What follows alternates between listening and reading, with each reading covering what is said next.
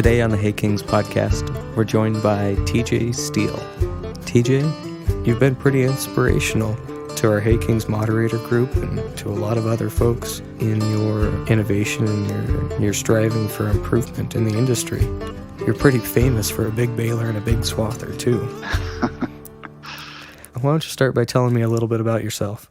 The most important thing I learned in my life, more recently than earlier, was to realize that we're all in a process. And to learn your life is part of a process to get you to your destination.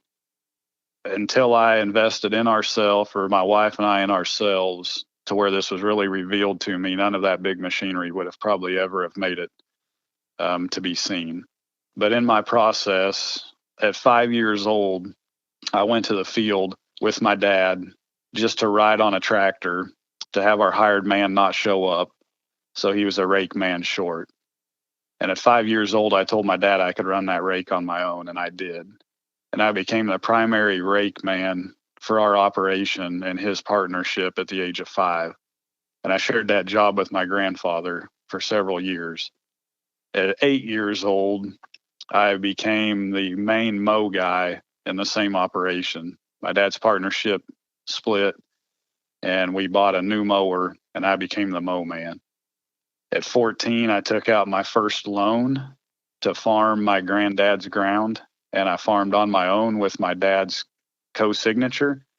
And at 18, he dropped his signature off of my operating loans. I farmed that ground through my high school days, and at 18, I figured out that I made no money. I didn't have hardly any expense because I was still living at home, and I had to go get a job. At 22, I got back in the cattle business. And in a period of about 3 years, I grew to 450 mama cows. At the age of 21, I wrote the largest check that I wrote in my life till I was 35. At 25, I was taking care of 650 head of cattle for my operation and a veterinary's operation combined. In 2007, at the age of 25, I got my loans called. That was the highest point of my financial lifetime up until this part of my life. And I lost it all within a matter of 8 months. And right in the middle of that, I married my wife in 2008 at the age of 26. I moved to Liberal, still in the hay business, running a hay operation there, which brought me to Texas to another partnership. And in that period of time, we had 5 kids from 2008 to 2016. I've never been out of the hay business in my whole life. I'm 37. And I started at 5. So for 32 years, I have never missed one season in the hayfield. Now, tell me a bit about your operation. So we currently are owning and operating a fairly large custom hay business in the Texas Panhandle. It's been downsized over the last few years due to some changes. I ventured out there kind of following job in the hay business and met a partner, and we started a partnership in about 2009. We started working together in 2010. The rubber really hit the road. And then from 11 to 17 was the stint of that partnership. And through that partnership, we baled somewhere around 500 to 600,000 bales, whether that be 3x4, 4x4, or round bales. You know, you could take that down to tons to about 300,000 to 400,000 tons over that 10-year stretch.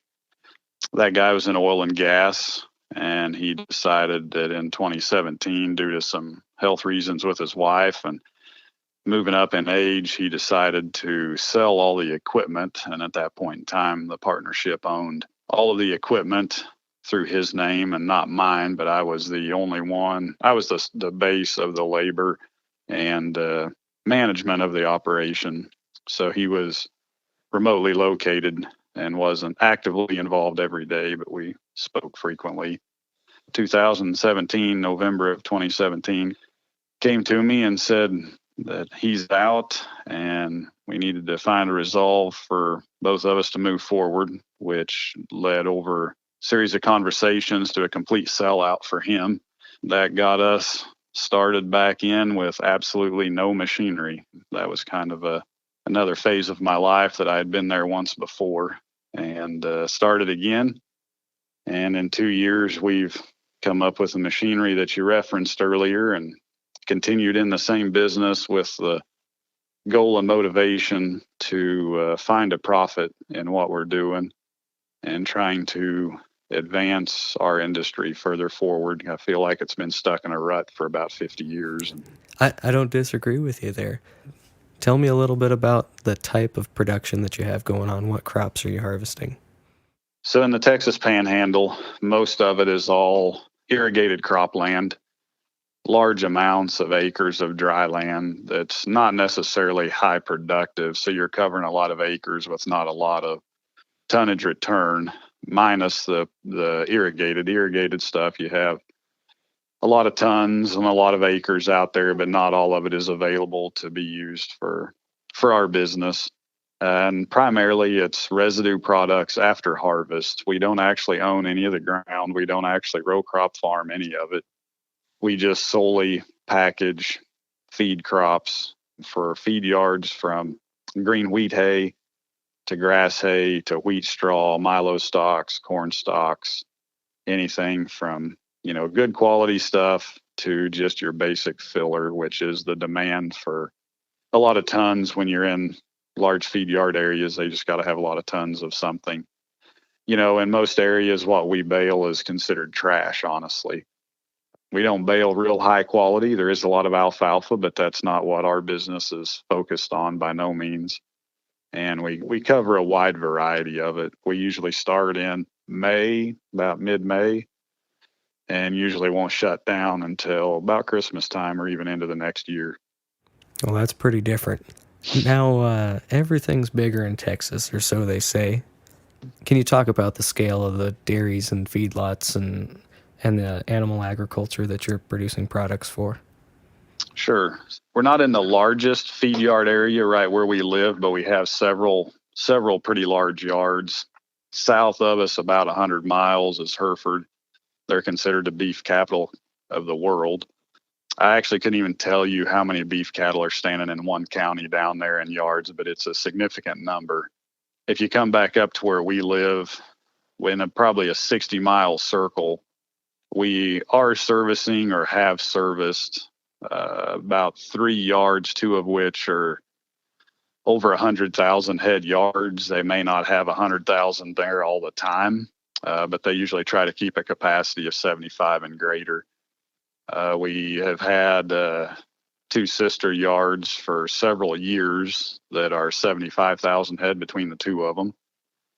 There's a lot of wheat cattle pasture. It's a lot of custom grazing. It's a lot on the dry land acres because there's just a lot of acres that guys put to wheat for wind erosion purposes, and they can utilize it for cattle if they have enough water. And it'll stretch for miles. Right there where we live, there's like 4 sections, all contiguous, that's touching through fences that they'll run wheat pasture cattle on. And the dairies, there is one of the largest dairies around here. I'd say it is if not the largest in the Panhandle, and the guy's building another one. Last I knew, he was milking about 38,000 cows without the new facility, and just not an addition. He's putting on a whole nother facility. It's really opened my eyes in his operation, just the size, the scale, the amount of feed, man, the amount of economy that goes through this area in those big yards is just phenomenal. It's like any other business. They got to be extremely efficient because margins are tight, and they know what they're doing. And you better know what you're doing as well to work with them. And I'd say that's one advantage that I've had in my upbringing is I can sit at both sides of the table. I understand the cattle, and I'm able to understand row crop, and then bring the 2 worlds together to help feed cattle has been something I've really excelled at. Well, I'm trying to set the stage here for a big round baler. That's legend on Hay Kings now. Tell me how that got started. Well, I would say that the first words spoken about anything of that size probably come about 10 or 15 years ago, and actually originated from a friend of mine, a neighbor, an older gentleman that lives in that small Kansas town. And his remark was, I don't know why somebody doesn't build a machine that is large enough that we don't have to handle so many packages and that it would last a lifetime.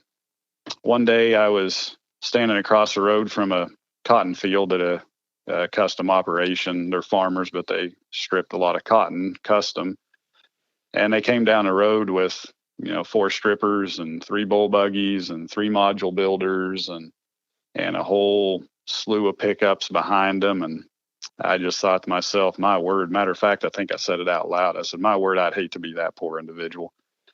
And then I turned around. Yeah, I turned around and looked on my side of the road, and I had 4 balers, 4 shredders, 3 stackers, and the corner of the field looked like a parking lot. And I said, I'm worse off than he is. More friends of mine I come acquainted with when I moved to this area, really good farmers. They're 2 brothers, kind of older in age, but really good, very efficient farmers. And they were running the first 2 cotton round balers in the country.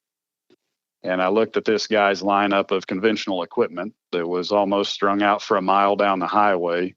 Off in the distance, I could see this round baler, cotton round baler running with one guy.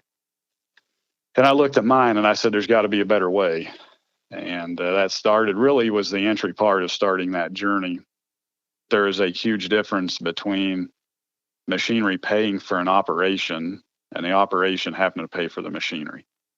When the partner decided, he's seen the same thing. We hit a market downturn for about 2 or 3 years, had a lot of hay on hand, took a pretty big loss. We were still in good shape because we did have enough stuff paid for. And, we're just treading water, but who wants to work that hard and fight that battle to tread water? And with him being up in age and his wife was sick, he said, I'm out. And I said, man, I understand. And that left me in a position to figure out what we wanted to do. And prior to that, I'd come in contact with a guy that's done the welding and fabricating on it by the name of Wayne Vogel. I met him through the monster mower that we're running. That's what sparked the conversation. And about a year and a half after that, birthed the big baler. Can you stop and talk about that monster mower, and then we'll get back to the baler? In this journey of all the equipment, we were running 3 self-propelled swathers and 4 shredders. Actually, we had 6 shredders, had some different styles for different crops. And on this thought process, I kept thinking I just need one machine that I can build that would accommodate more than just one product.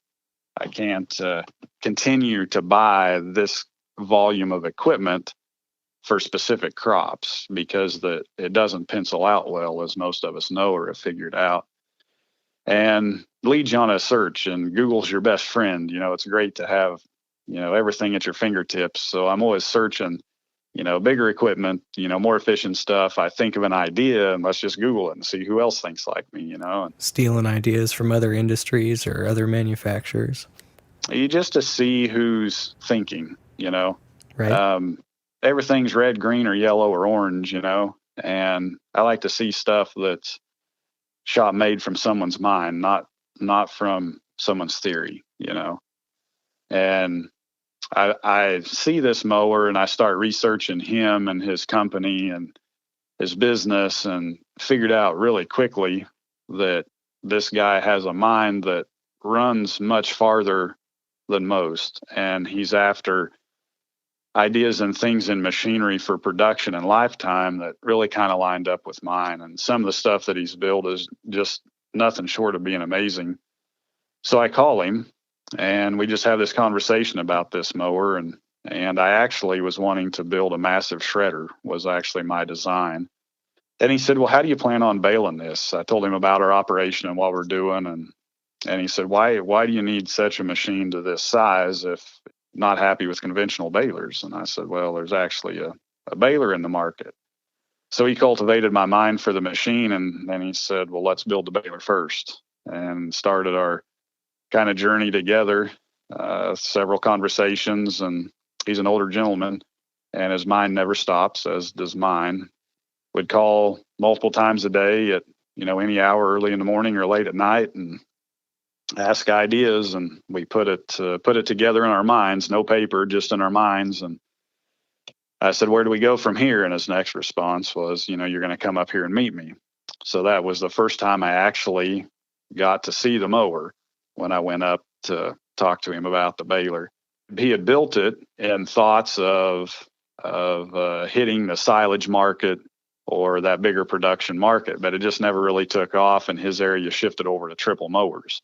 And I'd run a set of triple mowers in our area, and they're great machines, but doesn't really fit what we're doing.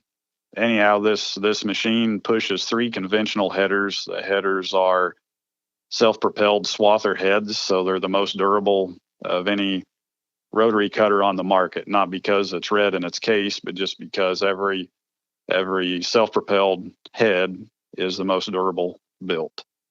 So the machine is built to push 3 of them. It's configured to fold up and go down the road.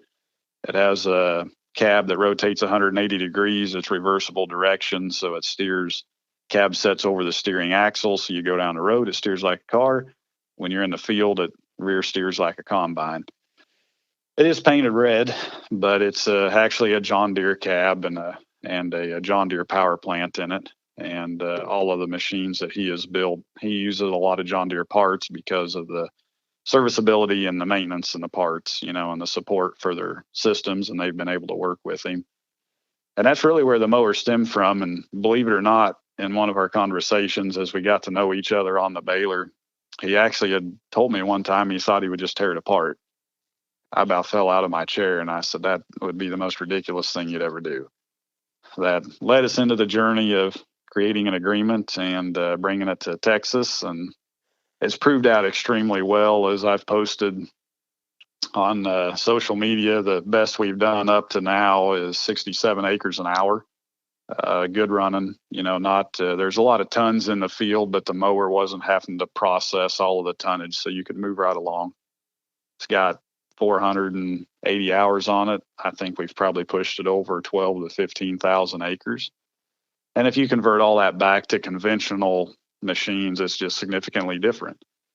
The tractor is built from high quality hydraulic parts, and this was part of the process that he took me on in a journey, was discovering the differences in quality of parts that you can put into machinery.